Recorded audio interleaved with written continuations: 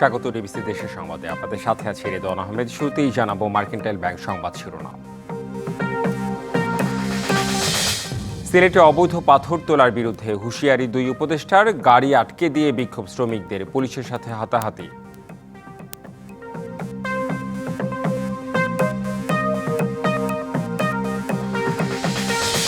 ঈদের ছুটি শেষে কর্মস্থলে ফেরা যমুনা সেতুর দুই প্রান্তে দীর্ঘ যানজট, লঞ্চঘাটেও ঢাকামুখী মানুষের ঢল, গরম আর পরিবহন সংকটে চরম ভোগান্তি।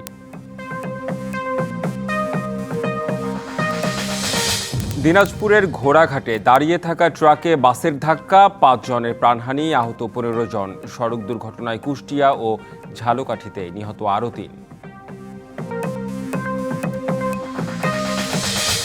এবং পঞ্চগড়, লালমনিরহাট ও ঠাকুরগাঁও সীমান্ত দিয়ে আবারও পুশিন, প্রতিহতের চেষ্টা বিজিবির। ভারতকে কূটনৈতিক নিয়ম রক্ষার অনুরোধ বাংলাদেশের।